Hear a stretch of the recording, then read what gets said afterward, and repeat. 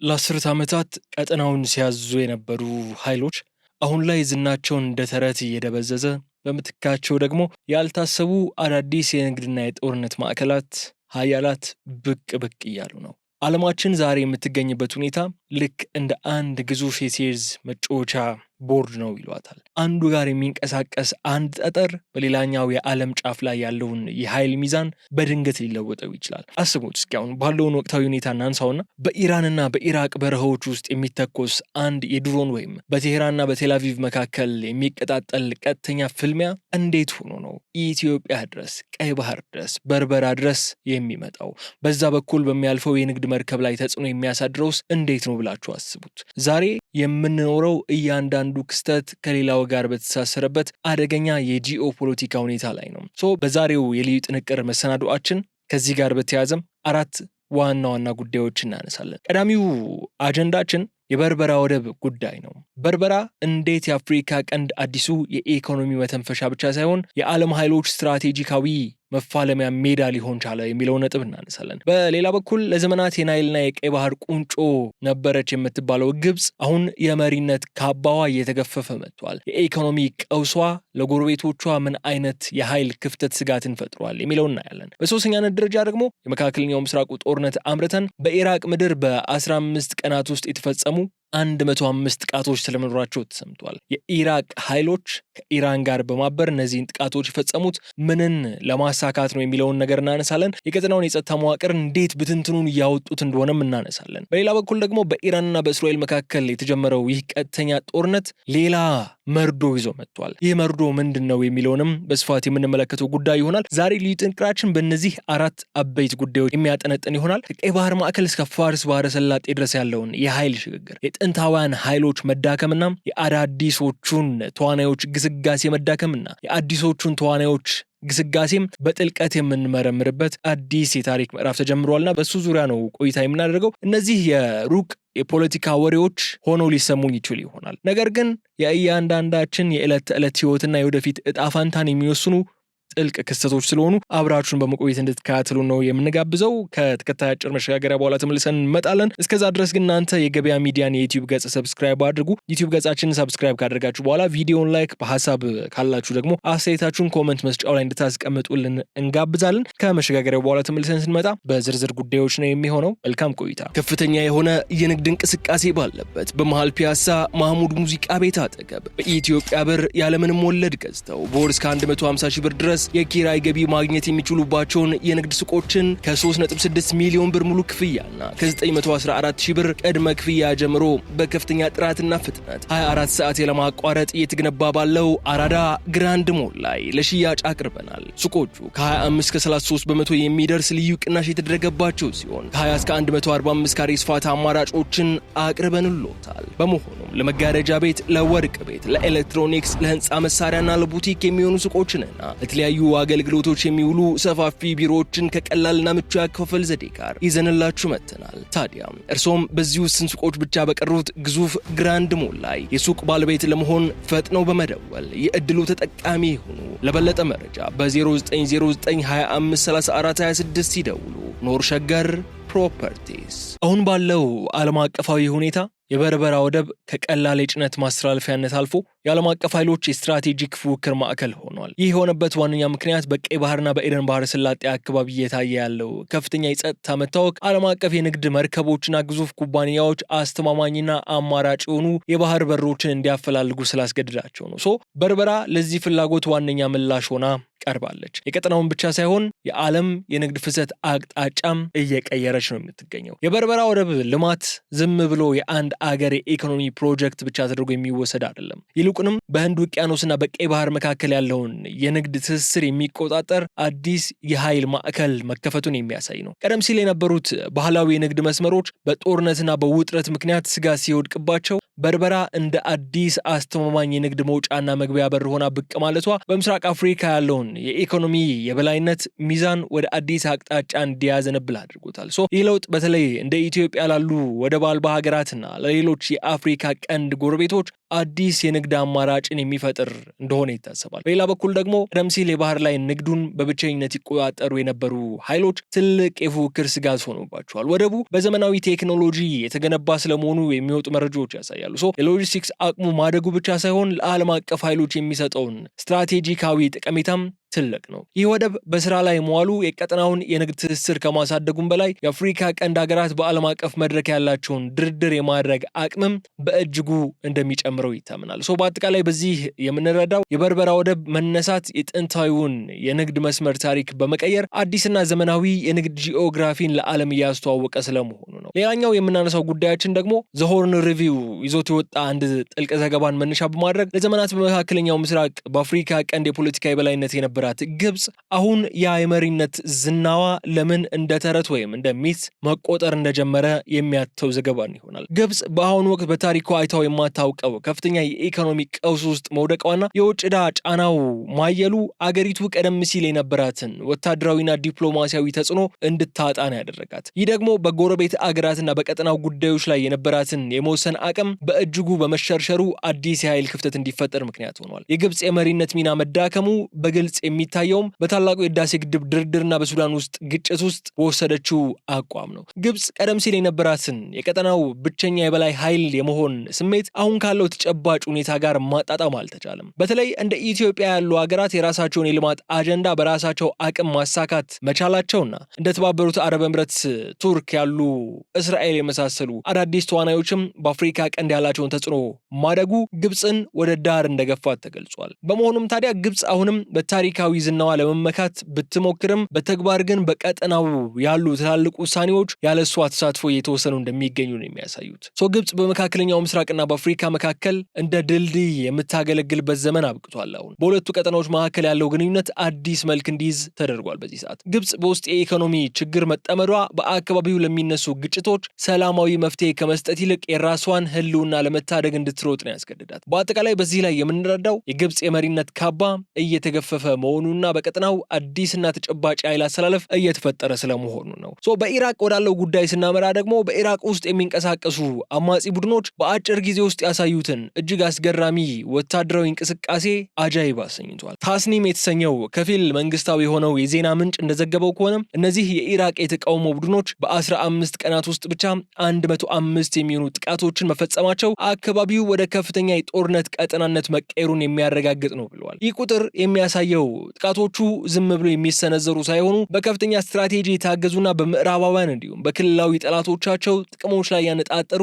ስልታዊ እርምጃዎች መሆናቸው ነው። ይህም ቀጠናው ከዲፕሎማሲያዊ ንግግር ወጥቶ ወደ ቀጥተኛ የኃይል ግጭት መግባቱን ትልቅ ማሳያ ሆኗል። እነዚህ ጥቃቶች የመደበኛ ያልሆነ ጦርነት ወይም አሲሜትሪክ ወርፌር ውጤታማነትን በግልጽ ያሳያሉ ተብሎም ተቀምጠዋል። አንድ መንግስታዊ ያልሆነ ቡድን በአጭር ጊዜ ውስጥ እንዲህ አይነት ሰፊ ጥቃት መፈጸም መቻሉ በቀጠናው ያሉ ትላልቅ ኃይሎች ያላቸውን የጸጥታ ቁጥጥር ጥያቄ ውስጥ እንዲገባ ነው የሚያደርገው። በተለይ እነዚህ ቡድኖች ከኢራን ጋር ያላቸው ርዕዮተ ዓለማዊና ወታደራዊ ትስስር ግጭቱ በአንድ አገር ወሰን ውስጥ ብቻ የሚወሰን ሳይሆን መላውን መካከለኛው ምስራቅ ሊያዳርስ የሚችል ሰንሰለት ያለው መሆኑን ነው የሚያሳየው። ይህ ደግሞ በዓለም አቀፍ የነዳጅ ዋጋና በባህር ላይ ንግድ ደህንነት ቀጥተኛ ስጋት መፍጠሩ የማይቀር ጉዳይ ነው። በየቀኑ በአማካይ 7 ጥቃቶች በመፈጸም ማለት በዚህ አካባቢ ያሉ የውጭ ጦር ሰፈሮችና የዲፕሎማሲ ተቋማት ለሰከንድ እንኳን ሰላም የላቸውም ማለት ነው። ይህ ሁኔታ ደግሞ ዓለም አቀፉ ማህበረሰብ በመካከለኛው ምስራቅ ያለውን ፖሊሲ እንዲያጤን ያስገድደዋል። በአጠቃላይ ይህ የሚያስረዳን በኢራቅ እየታየ ያለው የጥቃት ማዕበል የቀጠናውን የጸጥታ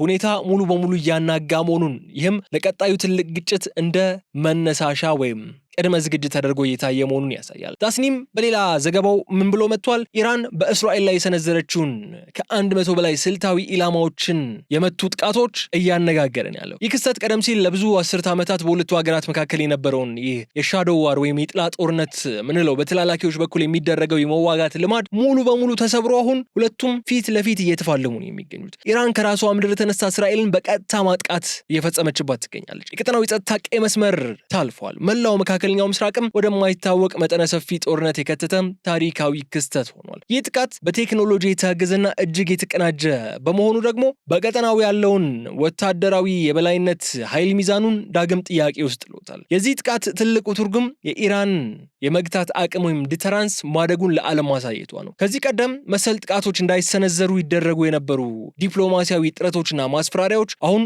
ውጤት ማጣታቸው ነው እየተገለጸ ያለው። በጥቃቱ ውስጥ ከ100 በላይ ኢላማዎች ተመርጠው መመታታቸው ኢራን የእስራኤልን የአየር መከላከያ ስርዓት ለመፈተንና ለማዳከም ያላትን ወታደራዊ ቁርጠኝነት የሚያሳይ ነው። ይህ እርምጃ እስራኤልና አጋሮቿ በተለይም አሜሪካ በጉዳዩ ላይ የሚኖራትን ቀጣይ ምላሽ እጅግ ወሳኝ ያደርገዋል። ሁኔታው ከቀጠናዊ ግጭት አልፎ አሁን ዓለም አቀፍ መዘዝ ያለው ቀውስ ሆኖ ብቅ ብሏል። የጥቃቱ ሰዓትና ሁኔታ በቀጠናው አገራት ላይ የሚፈጥረው ከፍተኛ ስጋት አለ። ይህ የኢራን ቀጥተኛ ተሳትፎ ሌሎች አገራትም ወደ ግጭቱ እንዲገቡ ወይም ወገን እንዲይዙ ሊያስገድዳቸው የሚችል አጋጣሚ ነው። ይህ ደግሞ በዓለም አቀፍ ኢኮኖሚ በነዳጅ አቅርቦትና በባህር ትራንስፖርት ላይ የሚፈጥረው ጫና ቀላል የሚባል አይደለም።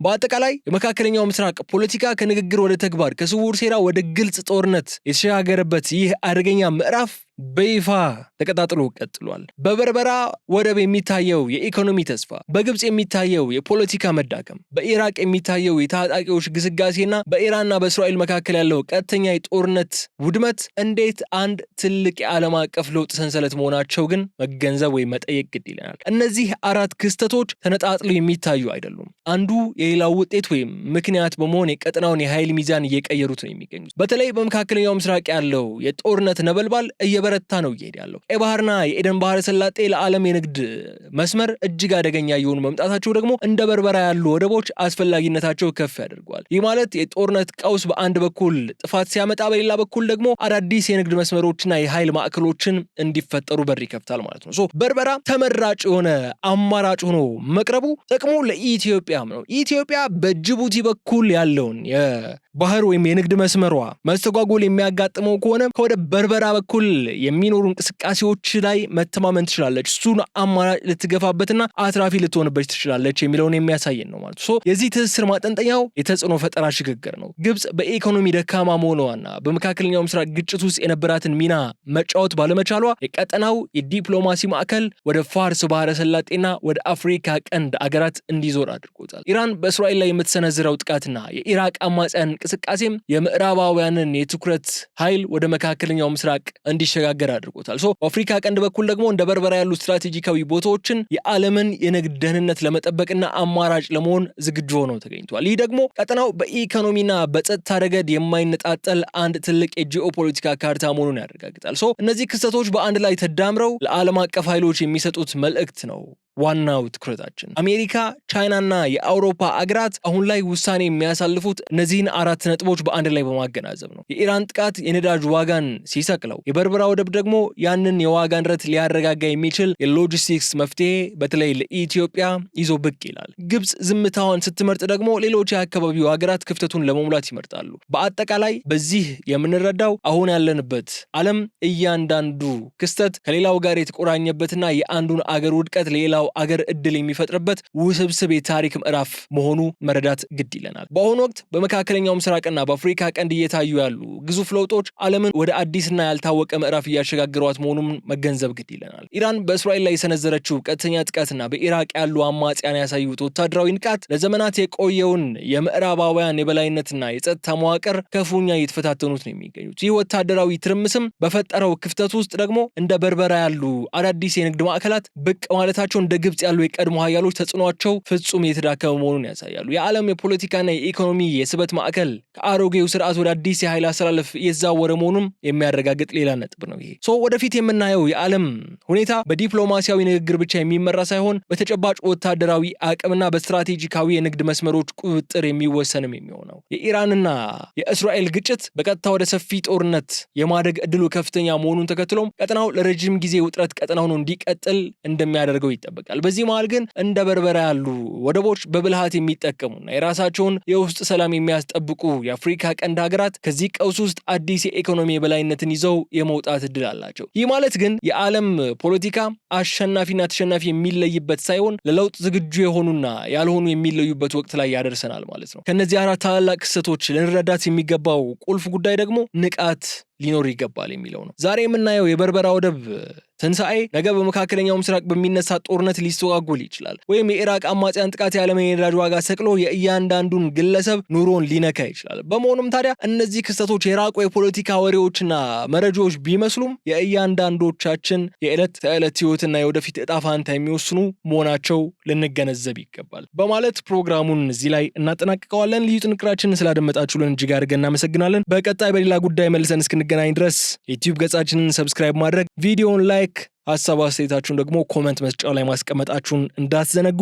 ሰላም። ከፍተኛ የሆነ የንግድ እንቅስቃሴ ባለበት በመሃል ፒያሳ ማህሙድ ሙዚቃ ቤት አጠገብ በኢትዮጵያ ብር ያለምንም ወለድ ገዝተው በወር እስከ 150 ሺህ ብር ድረስ የኪራይ ገቢ ማግኘት የሚችሉባቸውን የንግድ ሱቆችን ከ3.6 ሚሊዮን ብር ሙሉ ክፍያና ከ914 ሺህ ብር ቅድመ ክፍያ ጀምሮ በከፍተኛ ጥራትና ፍጥነት 24 ሰዓት ያለማቋረጥ እየተገነባ ባለው አራዳ ግራንድ ሞል ላይ ለሽያጭ አቅርበናል። ሱቆቹ ከ25 እስከ 33 በመቶ የሚደርስ ልዩ ቅናሽ የተደረገባቸው ሲሆን ከ20 እስከ 145 ካሬ ስፋት አማራጮችን አቅርበንሎታል። በመሆኑም ለመጋረጃ ቤት፣ ለወርቅ ቤት፣ ለኤሌክትሮኒክስ፣ ለህንፃ መሳሪያና ለቡቲክ የሚሆኑ ሱቆችንና ለተለያዩ አገልግሎቶች የሚውሉ ሰፋፊ ቢሮዎችን ከቀላልና ምቹ ያከፋፈል ዘዴ ጋር ይዘንላችሁ መጥተናል። ታዲያ እርሶም በዚህ ውስን ሱቆች ብቻ በቀሩት ግዙፍ ግራንድ ሞል ላይ የሱቅ ባለቤት ለመሆን ፈጥነው በመደወል የእድሉ ተጠቃሚ ይሁኑ። ለበለጠ መረጃ በ0909253426 ይደውሉ። ኖር ሸገር Properties